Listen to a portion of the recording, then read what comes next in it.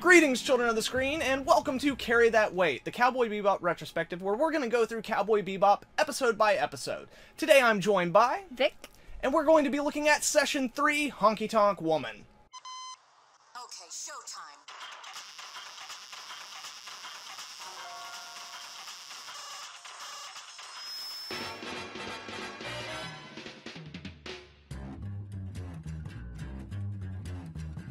I think it's time to blow this scene. Get everybody in the stuff together. Okay, 3, 2, 1, let's jam.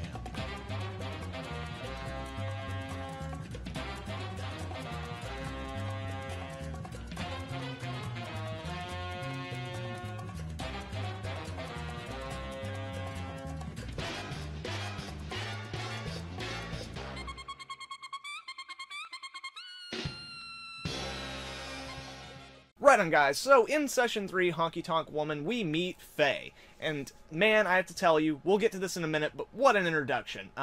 So, Faye is basically a character who is kind of like almost mythical in this world already. She's said to be very old, and she's like a gambling master who never had to cheat, and she can somehow hide aces inside of her prison purse without it becoming creased or damp. And that takes talent, ladies and gentlemen. Poker Alice never lost a game, and she never cheated. She was just a born winner. Maybe, and maybe that's just part of the legend. I understand you've accrued quite a large debt. Would you rather deal with the Galactic Police or me, Miss Queen of Hearts? But beyond that, she basically gets picked up by these gangsters who run a casino. They need her talents in order to, like, exchange this chip, which is actually a microchip. And wouldn't you know that Spike and Jet just happen to be going to this casino to do a little bit of gambling after Jet has a bizarre dream featuring Charlie Parker talking about washing hands, one hand washing the other. So anyway, Spike ends up stumbling into Faye, and she mistakes him for the person who she is going to be meeting. He's supposed to give her a chip, and she, like, goes after him. A whole frickin' thing ensues where basically she runs, the guys end up catching up with her, Spike does end up with the actual chip, and then basically they're at odds with these, like, casino-running mobsters. And it's awesome. So anyway, what did you think of this episode? fucking awesome. Awesome. Oh, it was great. From the very beginning to the end, Faye, 10 out of 10, would recommend.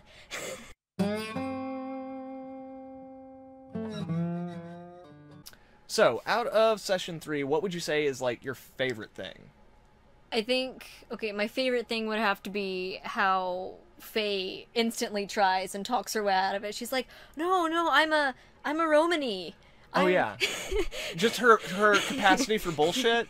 Yeah. Like, for on-the-spot, just bullshit. Yeah. And then how Spike is just like, yeah, sure.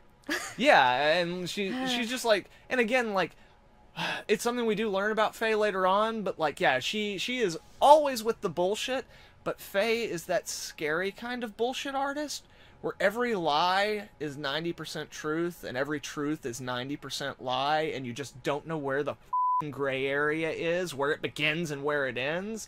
It's but confusing, yeah, but it works for her. yeah, and it works on a lot of levels. Like in this episode, they play it a lot for comedy, but as we move further into the series, like, it gets played for a lot of other elements. But yes, again, as I always say, the best way to introduce a character trait most often is through comedy, because it automatically endears us towards what is most often a negative trait. But yeah, her capacity for bullshit knows no end. 6 million fat woolongs. 6 million? Is that all they're offering? Just how much money do you owe, anyway? Come on. Have a heart. Take me anywhere but the police. They're the only ones who will pay your bounty. I can't be stuck in one place for long. It'll kill me. My whole family's like that. Yeah, right. We're Romanies. For eons, we've wandered the stars looking for love. It's our way. Huh? You don't know anything, do you? Romanies are gypsies. And you know what we call someone like you? A gaucho. That means a bumpkin who doesn't know which way is up. Gaucho, I like that. Oh, the wilds are calling me. You can't keep me locked up. Save it for the police. As for my favorite thing in the episode, it's kind of a cheat, I guess. In general, Faye. But I'm going to make it more specific as the introduction of Faye.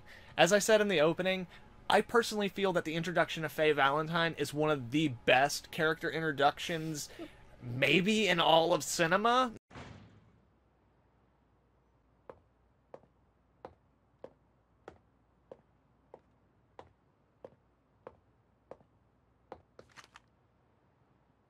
I like those shades, man. I like everything you got.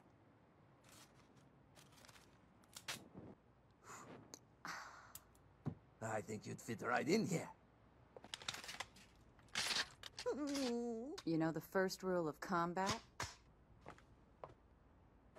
Huh?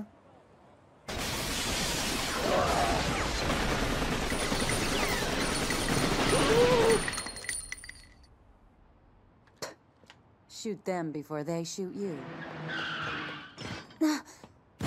Now, like, I'm just saying it's, like, in the top 100, okay? I'm not saying it's, like, the best, but it's one of the fucking best, okay? It's so badass. She comes through the door, and we immediately get that she is sexy.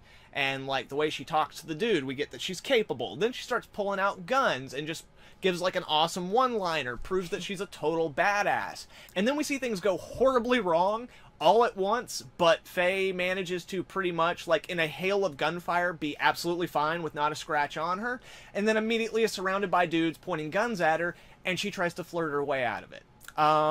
So it's the perfect introduction, and in a, like, microcosm gives you everything you need to know about the character. Even then, her capacity for bullshit is evident in those moments. And it's so great because it is a really nice inversion, or, like, added layers. Basically, Faye is the generic femme fatale archetype, then with a lot of humanity layered on top of her, like quirks and like neuroses and all these other things that are never present in a femme fatale character, which makes her a more rounded individual. And then also I have to mention, it works out really nicely that she is like a play on the classical like James Bond-esque femme fatale character. And this episode basically is Casino Royale. Like, not the modern-day Casino Royale, but, like, the old, like, the novel that James Bond actually comes from. This episode takes so much from that. So it's a really, just, like, them using the same thing they do in every episode. It's them taking, like, all the archetypes associated with a character and, like, folding them in on each other to create something interesting and different and unique. So, yeah. Faye's introduction. Faye's awesome. Agreed. Those hips, man. Boom. Okay, so out of this wonderful episode, what would you say is your least favorite? I really don't like the way they draw Faye's ass. It just looks really square, or like she has one of those pointy cone boob things in her butt. I just can't. It's the shorts. It's I know. the shorts, and it's the fashion of the time. Bugs the hell out of me. But if you did notice however, if you did notice in episode 5, when she's in the red dress, her ass looks amazing. I noticed. It looks amazing. That's why I'm saying for this specific episode how square or pointy her ass looks. I just can't. It's very much those shorts that she wears, which are just kind of like boxy, baggy, like 90s Does not do her stuff. justice. Not at all. Doesn't do her justice, but still kind of hot. Well, it's Faye. She's hot no matter what. Yeah. Even in this episode, they put her in, like, her little, like, the outfit that she wears when she's dealing, and, like, even then she's like, Badow! Badow. Badow? Yeah. Badow. Badow.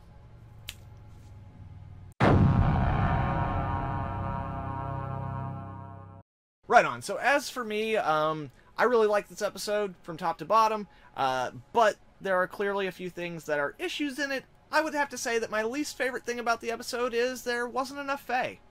You mean, like, because she wasn't naked? No. I mean, yeah. Lies. I mean, I hadn't actually...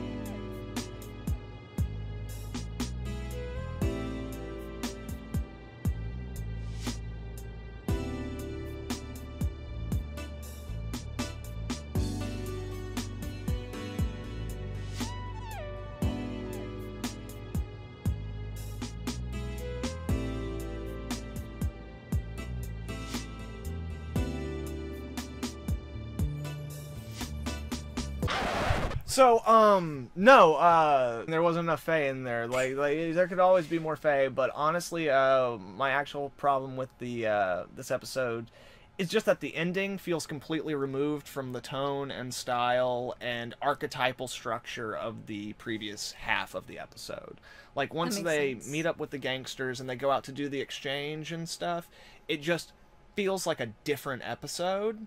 So much to the point that most of the time when I think about this episode, I don't think of that part.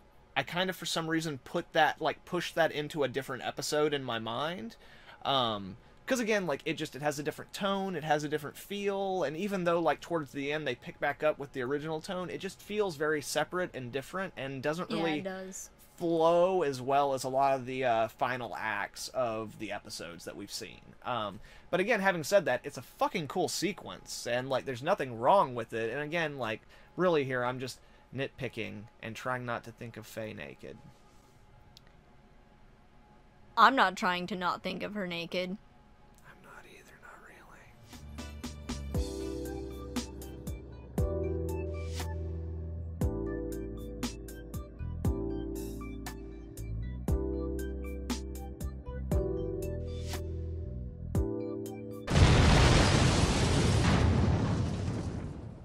So, it's very clear we both enjoyed this episode.